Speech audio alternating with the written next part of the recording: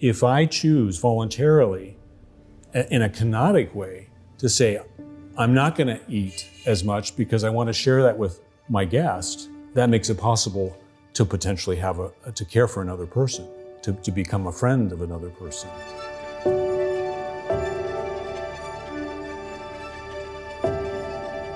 If you think about Philippians chapter 2 at the beginning, where St. Paul talks about Christ emptied himself, kenosis, that's something that God voluntarily did. Each of us have an involuntary kenosis that involves whatever defects we might be born with, and also challenges. If we're born into poverty, it includes all the losses we experience throughout life, the health crises, and eventually maybe the health problem that will eventually take our lives. So it's a process that exists from the moment of birth, where we're experiencing an involuntary kenosis. And the question is, how do we respond to it? We can respond to it by fleeing from it, or we can engage with it.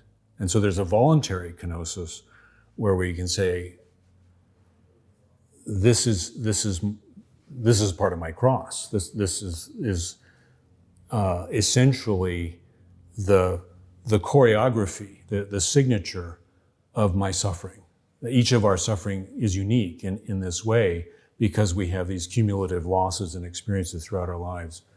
And so that is this idea of involuntary kenosis that can be turned to our benefit, as our not only a motivator but also a guide in the process of repentance and healing. And it could influence, if you were in the right community, I suppose, a willingness to realize that we have limits.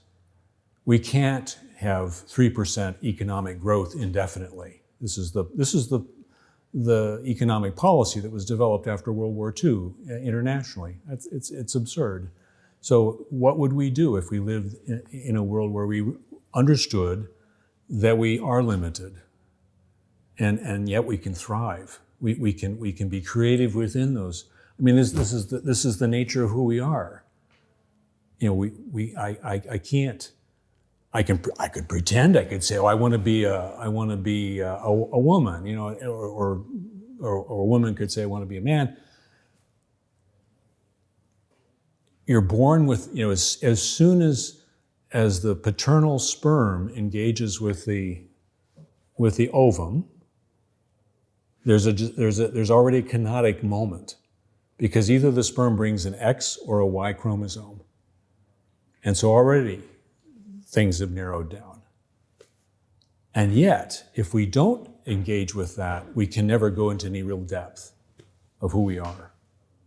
So the narrower our limitations, the more possibility. So for example, with the concept of philoxenia, if I choose voluntarily, in a kenotic way, to say, I'm not going to eat as much because I want to share that with my guest, that makes it possible to potentially to care for another person, to become a friend of another person. Or I can just hold it back and say, oh no, I can't, do that.